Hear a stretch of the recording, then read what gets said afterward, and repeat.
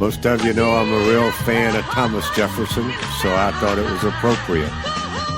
The Doc Owens Show is moving on up to connectpal.com. All you need to do to follow us to our new address is go to docowenshow.com. That's DOCOWENSHOW.com. Signing up will take you about 2 to 3 minutes, and you're done. You will receive a daily notice of our new broadcast 4 days a week, Monday through Thursday. So go to docowenshow.com and join us today. We were all Americans before the hyphens came. People cared about who you were and less about your name. 'Cause we were all Americans before the hyphens came.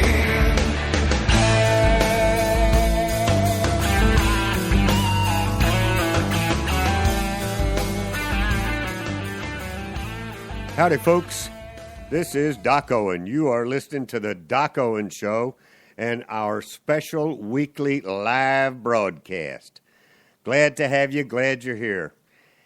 Welcome back or welcome aboard.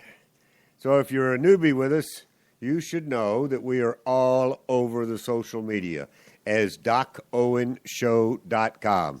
DOCOWENSHOW. We are still just a little bit shy of 6,000 followers on our Twitter, Doc Owen Show. So if you're on Twitter and you're not following us, we could use the boost to get to that 6,000 number. If you are on Twitter and following us, please tell your friends not only to follow us, but to go to our Facebook page, facebook.com/Doc Owen Show. Give us a like and join us there. I use that kind of as a blog. A lot of the stories that are either on the show or kind of between Thursday to Thursday, if they're early in the week, I have a tendency to post them on the Facebook page and not bring them up here because the news cycle is so fast. So catch up with us on social media and give us a like or a listen or a poke or whatever it is that particular social media site likes to do. We always begin the show with at least one quote from my friends at Crowned Grace International having to do with leadership. This week is no exception. We have two of them. One of them is from a pretty well-known management/leadership scholar that's published in the Harvard Business Review all the time, writes books, etc. His name is John C. Maxwell. The quote from Mr. Maxwell is, "A leader's attitude is caught by his or her followers more quickly than his or her actions." In other words, it's the old story of perception. It's how you carry yourself, how you present yourself, your tone of voice, and then it comes down to what you actually had to say. But your body language far precedes, and it's always with you, even when you're walking up and down the hall. So think about that. The other one is from a gentleman that I gained a tremendous amount of respect for in actually doing my own homework and learning something about him, and that's a fellow by the name of Martin Luther King Jr. He said, "The time is always right to do what is right." And he wasn't talking about the right side of politics. He was talking about what's fair and equitable and the right thing to do in any given situation.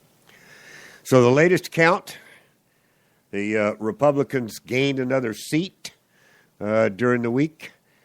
And Alaskan Senator Dan Sullivan was a winner. He unseated Mark Begich, who was a first-term senator, Democrat senator from the state of Alaska. Mr. Sullivan is formerly an assistant secretary of state under President George W. Bush. He defeated the first-term incumbent as part of a wave in which Republicans picked up 8 seats and counting. There is one more left to go in Louisiana. And the Democrat, the DSCC, whatever that stands for, Democrat Senate C Committee, has pulled out of Mary Landrieu's camp in Louisiana. So she is swimming on her own in an uphill fight in a runoff against a Republican. So, and Mr. Sullivan said that while we have challenges to address, the opportunities in Alaska and our country are limitless. Today we are going to begin the process of turning our country around. So I think he is pointed in the right direction. And I look forward to his contributions as a Republican. The reason it took so long was because they have to bring all the votes that had to be tallied in the outlands of Alaska in by dog sled, and the danger would be that the dogs would eat the homework, and you'd never know who won. So they have to be, it's pretty strict in terms of how they have to control the dogs. And by the way, that's indicative of why this series of shows is called Time Will Tell. This is Time Will Tell number 2. So I'm not taking too much enthusiasm about the results of the election other than the fact that it was absolutely a mandate. But as we go through the show today and as we go through shows in the future weeks that are all Time Will Tell, we'll see how this actually plays out and if the new guard that has been elected is allowed to do their thing and not overrun by various and sundry rhinos that are in the mix. So the first thing that I would submit is an article that I found about Ted Cruz's Obamacare plan. Mr. Cruz, as you know, is a senator from the state of Texas, and he and a fellow by the name of Mike Lee were blamed preemptively for possibly costing the GOP a majority in the Senate and more seats in the House due to their efforts to use congressional power of the purse to defund Obamacare a year ago. So, of course, what happened in the elections is exactly the opposite. So after the sweeping electoral map on Tuesday, Mr. Cruz came back out with his defunding or repeal of Obamacare. And here is his exact plan. Use reconciliation to repeal the bill. When Obama vetoes that, which he will, he's already said that was not on the table as far as he was concerned when he was talking about making nice with the new Republicans, that he would make nice on everything but blah, blah, blah. So when he vetoes that, then Congress should proceed to remove the most onerous portions of Obamacare. For example, codify an add-on to the law stating that people can't lose their insurance or access to their doctors because of Obamacare regulations. Every plan that Americans purchased and enjoyed will not be threatened by Obamacare. Next, pass legislation saying that you can't be forced into a part-time job due to Obamacare limits on employee coverage. 3, prohibit bailouts to insurance companies under Obamacare, forcing a marketplace driven by sound business decisions rather than unsustainable taxpayer-funded rules and regulations, and end Obamacare's ridiculous medical devices tax. In other words, force the president to face those single rifle shot repeals and decide whether he's going to listen to the American people or just remain an absolute partisan. So stack them up against him. Then I found an article on a blog called The Hill, which is great, and it says it's an advice for the newly elected. There are 4 simple principles for newly elected officials going to Washington. Number 1, move your family to D.C. with you. In other words, have your family near. It keeps you grounded in what matters in your life. Number 2, write down the 3 reasons why you ran for Congress on a card. Laminate it and put it on your bathroom mirror where you have to look at it the first thing every morning and you're reminded of not your campaign promises, but certainly what was in your gut as to why you ran. Number 3, hire staff members that are in philosophical alignment with you. Do not be sucked into hiring staff members that are familiar with D.C. or familiar with the process or familiar with this or that. You're better off having your own people that are familiar with you and how you think, and all of you go through it together. Number 4, identify 5 touch-tone people in your district whom you can rely upon for honest advice and information about what is really happening back home. When you go back home, you're going to get a lot of pats on the back and you're doing a great job and wonderful this and wonderful that. You're going to need some people in the district that are going to yank your collar up and say, you're kind of messing up on this one. You need to pay attention, etc. So it's always good to have some good, honest, no-type people in the crowd.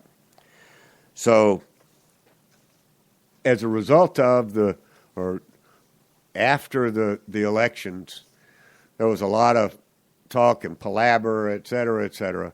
And in order to deliver truth to youth, which is our saying and our mission here on the Doc Owen Show, I found the opportunity to get President Obama on the phone. Neither one of us could get our travel schedules together to get face-to-face, but I was okay with that. So I got him on the phone and conducted a bit of an interview.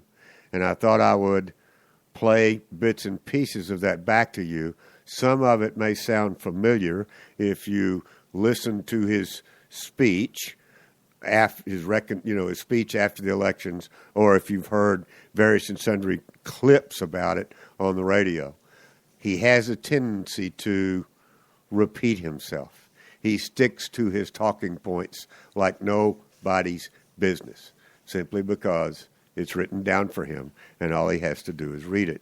So, with that, I'll play back for you the conversation. The first question that I asked is, Mr. President, how do you see the results of this election?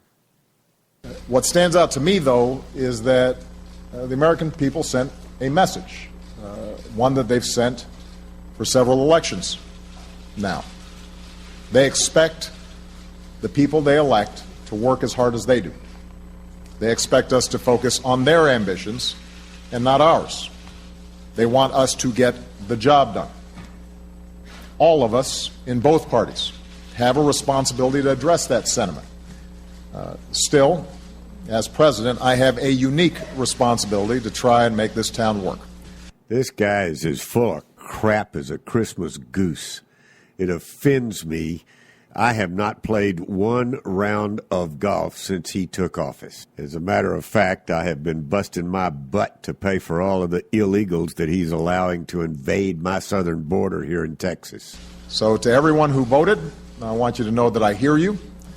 To the 2/3 of voters who chose not to participate in the process yesterday, I hear you too.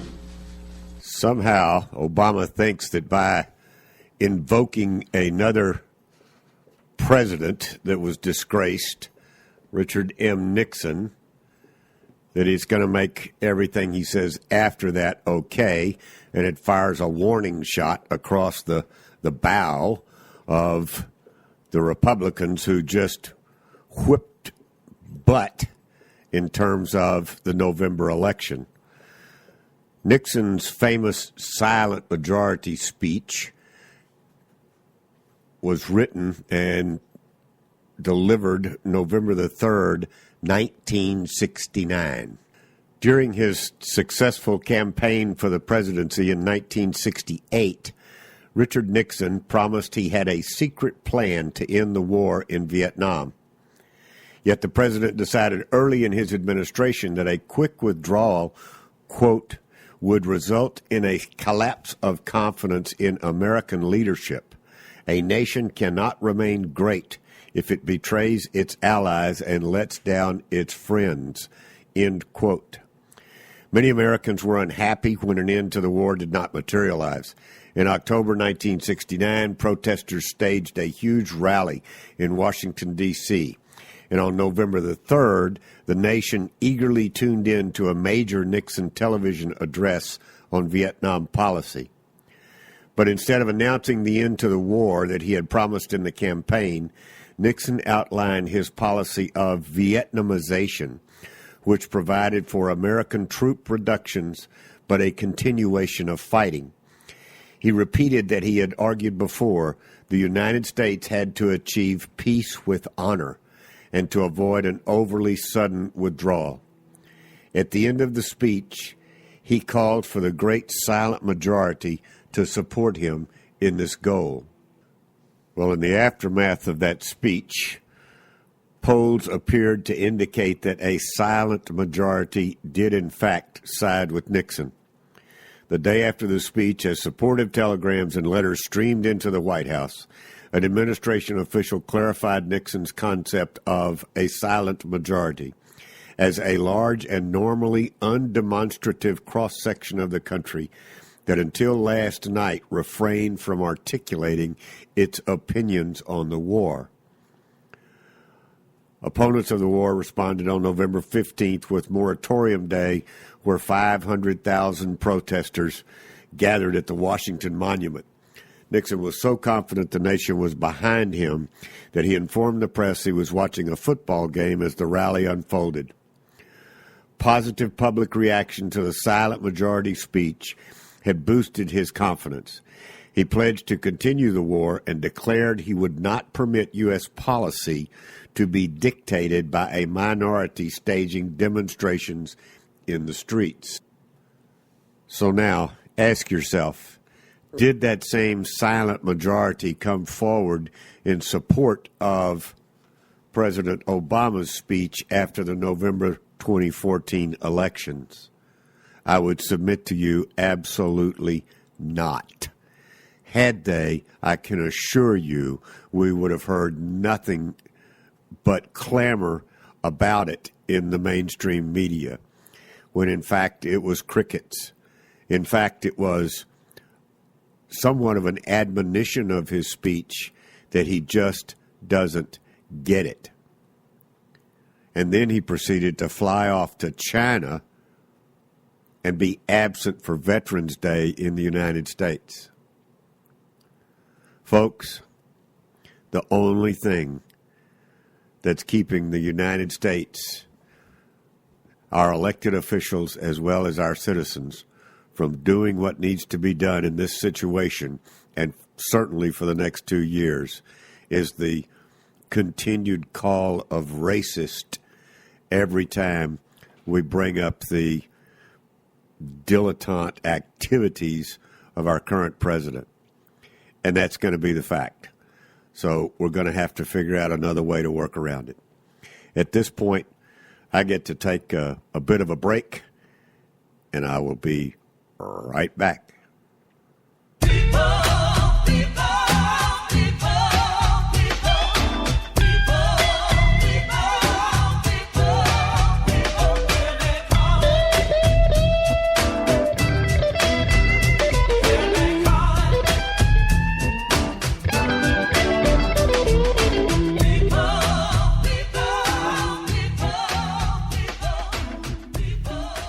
Howdy, folks. Welcome back. This is the Doc Owen Show in our usual live Thursday night bonanza. So having heard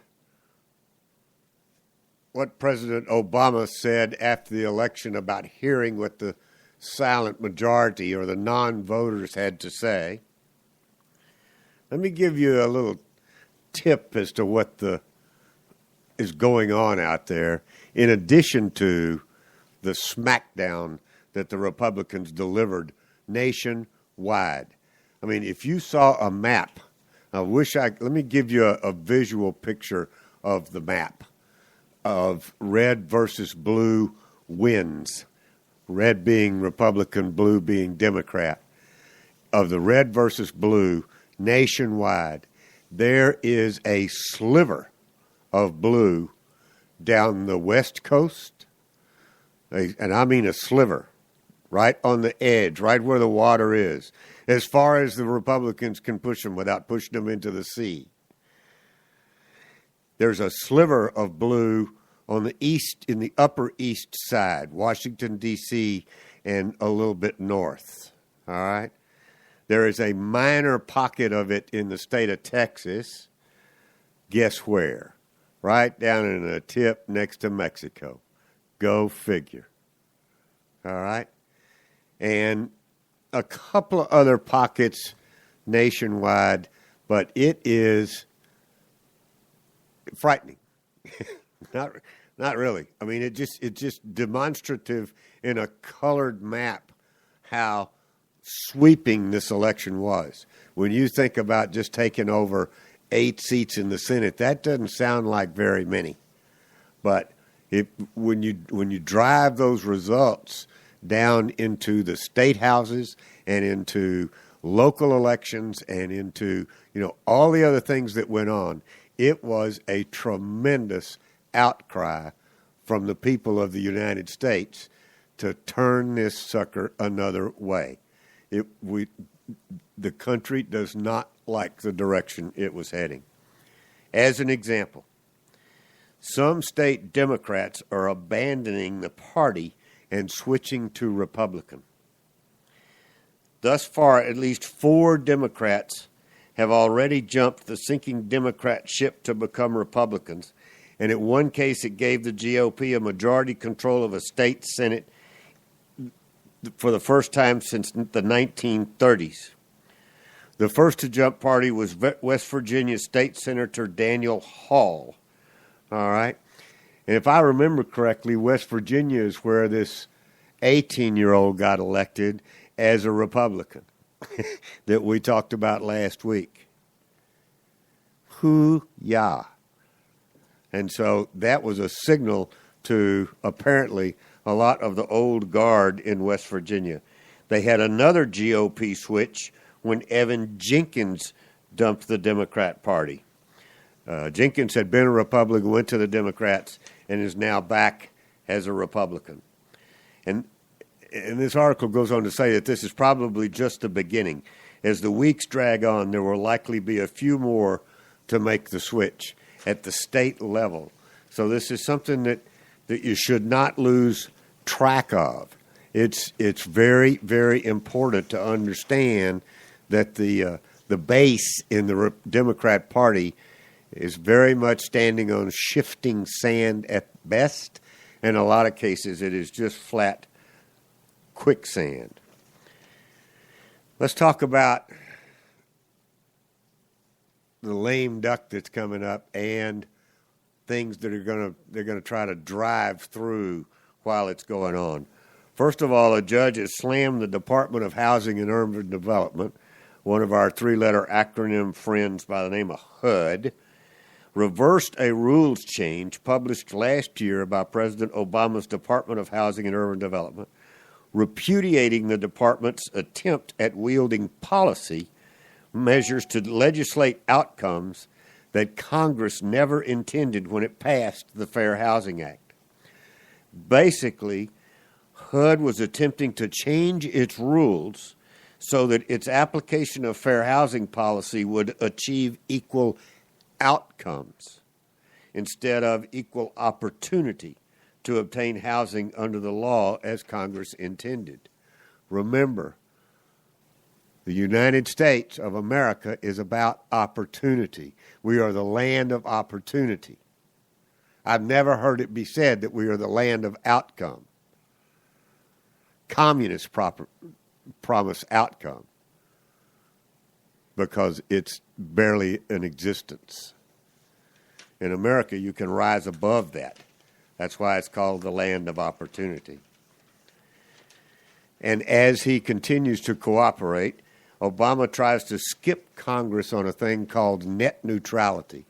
You will recall shows past, several, have I mentioned the internet and the government's attempted takeover or actually passing the reins of the internet over to the United Nations to be taken over.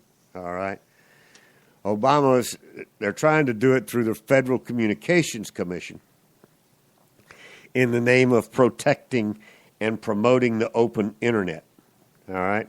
Unfortunately, The court ultimately struck down the FCC rules. And according to Mr. Obama, it was not because the court disagreed with the need to protect net neutrality, but because it believed the SEC had taken the wrong legal approach. In other words, we couldn't possibly be wrong. We must have just explained it incorrectly, where these judges just didn't understand what we were trying to tell them. So we'll take another crack at it. The Supreme Court ruled the agency could treat them as information service providers, not that now reclassifying them as common carriers would necessarily also be permissible. Depending on how it was done and what the facts in the case were, it very well may not be. So basically, then Obama is coming back and he's trying to reclassify internet service providers as a utility. Okay? He's trying to make them the same as a utility, which would give the government a different set of controls. So once again, when the rules are not to your liking, you change the definition of things. You change they go down to the level of changing the definition of a word. So what they're doing here is saying that an internet service provider is not a phone company, but it is a utility. And that's supposed to get them a better understanding with the Supreme Court. And I had to tweet back on this one. I'm just going to touch on it very, very lightly. And that is Eric Holder, currently a lame duck attorney general. We'll talk about his replacement in just a minute. Eric Holder and the Department of Justice has awarded they announced October the 1st, or is it October the 1st or something like that, that they had awarded $93 million to a not-for-profit established and run by Bill Ayers. To most of you, that name should sound familiar. He's the only guy that could bomb a United States federal courthouse and wind up as a full professor at an Ivy League university. Unbelievable. So let's talk just very quickly about Eric Holder's replacement. They have pre-announced the expected nomination of a federal prosecutor from Brooklyn by the name of Loretta Lynch. And I can assure you, one of the reasons that they did that is because no one can assail her, because not only is she female, so they would throw the gender card at anybody that said anything bad about her. She is a black female. So that is, they are doubling down. Let me give you a little bit of background. Ms. Lynch is anti-voter ID. She has expressed that opinion. All right?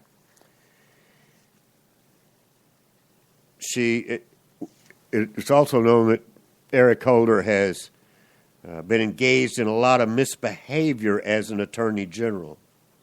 Ms. Lynch sat on an advisory committee of U.S. attorneys. So what was the advice that Ms. Lynch was giving to the attorney general from the advisory committee? She opposes the death penalty. She believes it is unfairly used against black and Hispanic criminals. That they want to get Lynch confirmed during the lame duck Congress while Harry Reid is still in charge. Needless to say, the Republicans are against that move. They want to see it wait until they're in charge and the new folks come into the House. So that's about all that's known about Loretta Lynch. And since it was kind of sparse, I decided to once again deliver truth to youth and do my own homework. So I'm going to play a clip for you here that will give you an idea of Loretta Lynch's actual background.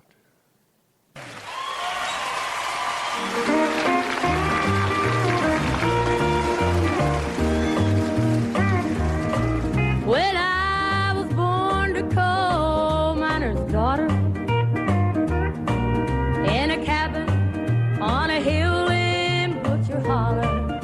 Hold on, We were folks. poor, but I we was had looking for a love. little background That's the one information thing on that our made sure latest nominee to be, Miss Loretta Lynch, that we're going to appoint for the United States Attorney General to replace the convict that's decided to leave office. I don't think that's who this is, but actually I'd almost rather to have this young lady be appointed. So let's go ahead and listen to the end of her song and the end of her story, and you'll understand where I'm coming from.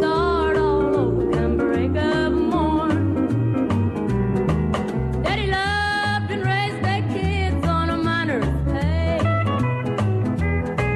Mommy scrubbed our clothes on a washboard every day.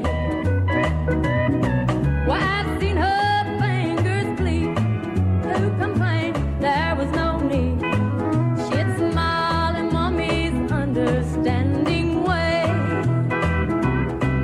In the summertime, we didn't have shoes to wear, but in the wintertime, we'd all get a brand new pair. From a mail order catalog, money made from selling a hog. Daddy always managed to get the money somewhere. Yeah, I'm proud to be a coal miner's daughter. I remember well the well where I drew water. The work we done was hard, and I would sleep 'cause we were taught. I never thought of ever leaving Butcher Holler. Well, a lot of things have changed since the way back then, and it's so good to be back home again. Not much left but the floors. Nothing lives here anymore except the memories of a coal miner's daughter. Howdy, folks. This is the Doc Owen Show. If you're not familiar, if you're one of my millennial listeners, I'm glad you're here. That was a songwriter and songstress by the name of Loretta Lynn, not Lynch. So it was close. I really like her values. And I mean, that was a classic. That is absolutely a classic. I would far rather have somebody with her background as a coal miner's daughter as my attorney general than I would these cotton-picking lawyers with an agenda coming into office and pressing their agenda instead of creating equal opportunity that Miss Loretta Lynn was capable of taking advantage of. Not by being born with a silver spoon in her mouth, not by going to the right college or university, but simply by having a God-given talent that she learned to use in the best interest of everybody that she touches.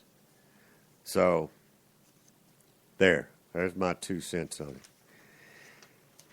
Let's talk a little bit there. I put out a tweet this week. Probably may have been today or yesterday.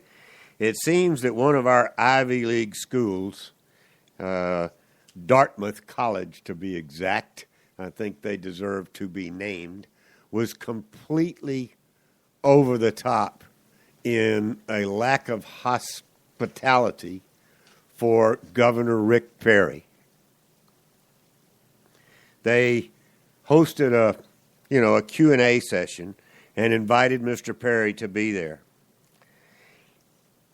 I want you to hear just a few of the questions that these young college folks, and that's being very kind to them, asked Governor Perry. Understand that this is the sitting governor of the most successful state in the United States of America, particularly over the last 6 years of this presidency. Like him or not, this state that he governs is way out ahead of where any of these punks came from. But they're at Dartmouth College. Questions such as, in 2002, you supported Texas's anti-sodomy law. Do you, Rick Perry, dislike booty sex because the peenie goes in where the poopy comes out? OMG.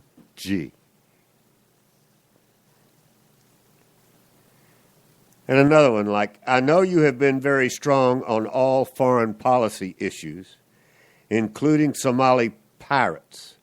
But what is your stance on butt pirates?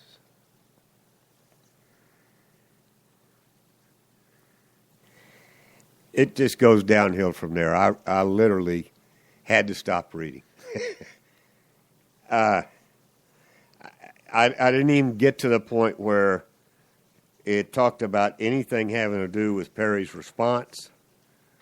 Hopefully he walked off, but knowing Governor Perry, he did not, because he's too much of a gentleman and too much of a class act when he knew that that was their intent, was to get him off of the stage. I just cannot imagine. Here's what my tweet said. I would absolutely draw a moratorium on promotions and hiring of anybody affiliated with Dartmouth College, because they are measured.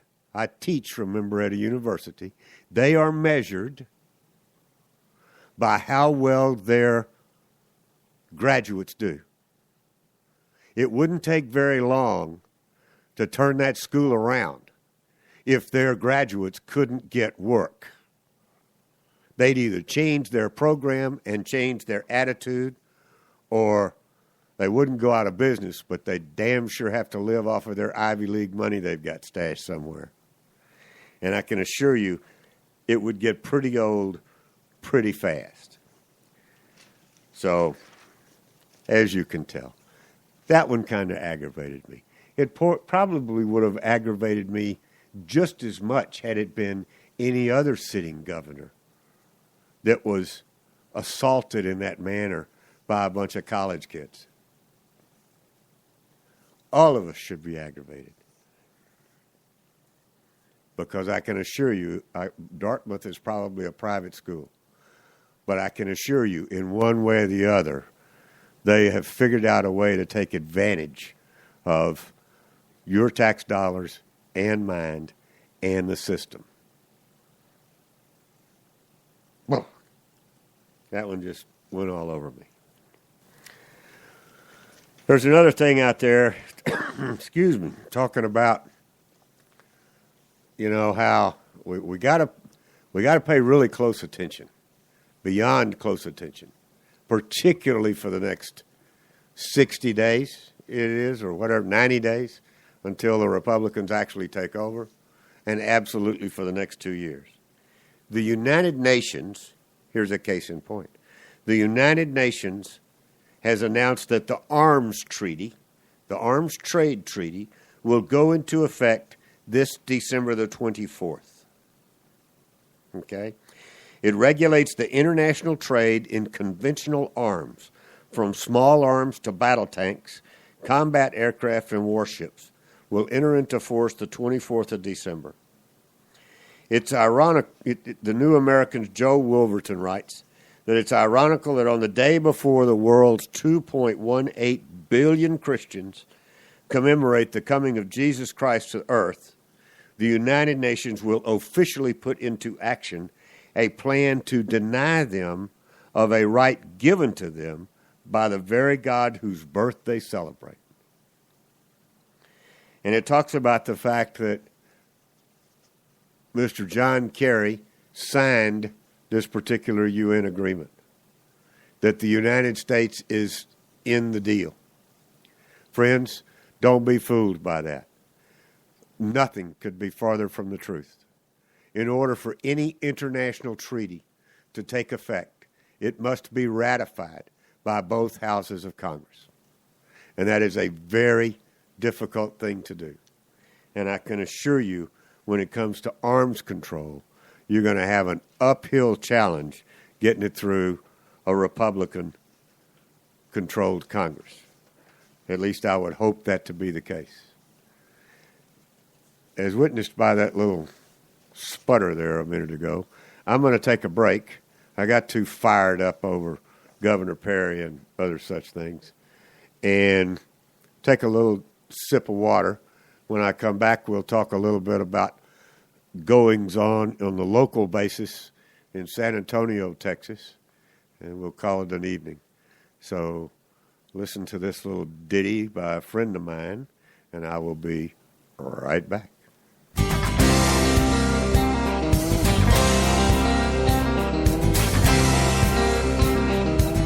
What this world needs is a few more rednecks, people with the nerve to take a stand. What this world needs is a little more respect for the Lord and the law and the working man. Howdy, folks. You're listening to the Doc Owen Show. Welcome back, or welcome aboard if you're just joining us, but you missed about 45 minutes of a really good program, but I'm sure you'll know how to pick it up on the podcast routine, and we look forward to having you there. I'm going to close the show with just a little bit of a conversation about some things that are going on locally and suggest to you that you might want to pay attention to the same thing wherever you are in the United States. In the U.S., we have a tendency to elect local officials, not everywhere, but most places, in what are called off years. In other words, municipal governments have their elections between national elections. Don't ask me why. That's the way it works. So ours in Texas are in 2015. And they were in 2013, 17, yada. So they're on the odd years, all right? And because of the smackdown that the Democrats took in the midterm elections, it included losing battles in a lot of major urban areas. I know in San Antonio, we elected a slate of judges. I don't know how many there were, 17 or 18 of them. But almost every one of them that had a Republican on the ballot, the Republican won. Now, that's kind of hard on the Democrats because they view, and it's a true story, in the past, the urban areas, the major metropolitan areas, is completely their domain. If you looked at a map pre-election, or if you look at a map right now on who controls the the high-density population areas in the United States, it is the Democrats. They have made that a concerted effort over the last 25 to 30 years to take over these highly populated areas for a number of reasons. It's easier for them to spread their venom. It's easier for them to control an ill-informed electorate in an urban area. Plus, when they come in, services tend to go down. Communication with government tends to go down. So people who are freedom-loving, like-minded constitutional Christian conservatives have a tendency to move out. That's why you have the sprawl of urban areas out to the bedroom communities or the suburbs, which are generally Republican and conservative. Well, that's exactly what it is. So bad in San Antonio that and our mayor recently left to take a job as the Secretary of Housing and Urban Development, that hopefully you heard me in the show talk about how they just got smacked down by a federal judge. So our previous mayor went up there, and we are set to elect a mayor and city council coming up in May of 2015. Well, we've already had one Texas House representative immediately following his reelection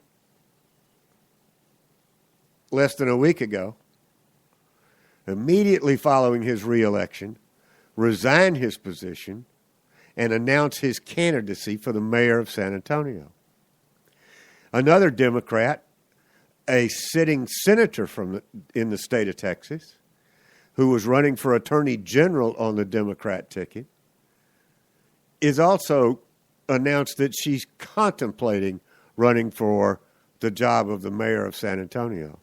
Now, both of these people are working at a state level. They've both been elected by a constituency to represent them at a state level. It ain't a bad job, particularly in Texas, because you only meet once every other year. So you only got to actually sit down and get together with each other and work through bills and laws and manage the state for about 6 months. And the other 18 months of your tenure before you have to run for re-election, you can do whatever you want to do. You're going to run for office. So you're running for office 18 months out of the year and actually working for your money 6 months. And the money is far better than the $6,000 a year that San Antonio pays its mayor. $500 a month. And these are Democrats. I mean, these. And by the way, all municipal elections, when you fill out the form, there is nothing on there about party affiliation, and that is intentional. When you go to the voting booth to vote on municipal elections, there is nothing on that ballot about party affiliation, and that is intentional. Because in a municipality, as close as you are expected to represent all of the people. Period. No ideologies. What's in the best interest of the entire city. It's not until you go outside of the municipality do you declare a party affiliation. At least that's the way it works in Texas. So we've got 2 Democrats, one of which is already declared. And these folks are pretty well known on a statewide basis. They're going to bring that statewide recognition and money and ideology into the mayor's race in San Antonio. Why are they doing that? Ask yourself, why are they doing that? Is it in the best interest of the people of San Antonio? I don't see how. Is it in their best interest? Because San Antonio mayors have a tendency to get promoted to federal jobs? Could be. I think it's dual. I think it's in their best interest if they get elected and get the visibility to be plucked up to go to a federal job.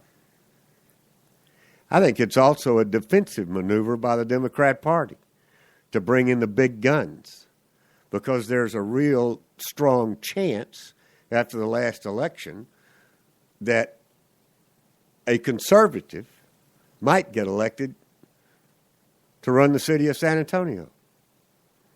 Not just San Antonio is what I'm trying to tell you. I would appreciate your feedback. Send me a tweet. Go onto the Facebook page and let me know.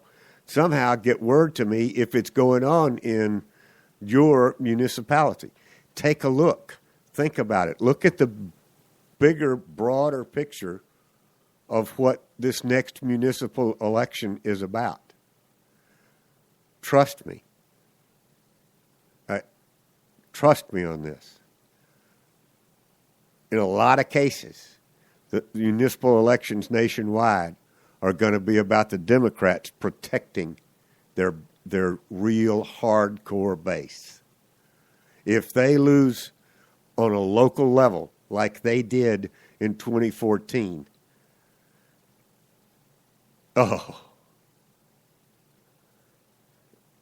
I hate to think what the results would be. I don't hate to think it. But it would be devastating to that party. It would be devastating. Let's be real specific. It would be devastating to the ideology that has been driven down our throats for the last 6 years, that has taken over the Democrat Party. How's that? I think there are good Democrats in the world. I know there are. I absolutely know there are. But their party is being run by the far left ideologues. And it's not in the best interest of the country at any level, particularly in a municipality. So, there's my 2 cents on that. Pay attention to what's going on around you. I would love the feedback on Facebook. Find us, Doc Owen Show, and leave a comment. Tell you what I'll do. I'll put the question out there on the Facebook page, and I'll tag it, tie it, whatever it has to. I can position it at the top where it's always there no matter who adds something. And give me a comment on what's going on in your municipality. I would like to hear about it. That wraps us up. We're going to finish a little bit early tonight, not because it was a slow news night, just because it was a slow news night. We're going to wrap things up as you listen to this last little ditty. Oh, one more thing. Next week, we will do another live show from the Republican Men's Club on Monday. I think it's the 17th, whatever it is. I think it's Monday. I'll watch for a blurb on it. I'll put it out there. But we'll do another live broadcast of the Republican Men's Club. Those have turned out to be very, very good forums of discussion about local items of interest. And our listenership is through the roof for those events. So that'll be around noontime, around lunchtime. So as you listen to this last little ditty, remember to replace the word rock with the word doc, and I will be right back. 1, 2, 3 o'clock, 4 o'clock, rock. 5, 6, 7 o'clock, 8 o'clock, rock. 9, 10, 11 o'clock, 12 o'clock, rock. We're gonna rock around the clock tonight. Put your glad rags on. Join me home. We'll have some fun when the clock strikes 1. We're gonna rock around the clock tonight. We're gonna rock, rock, rock till broad daylight. We're gonna rock around the clock tonight. This is Doc Owen. You have been listening to the Doc Owen Show. I really thank you for being here. Go out there, have some fun, pay attention, take care. God bless. Good night. Thank you.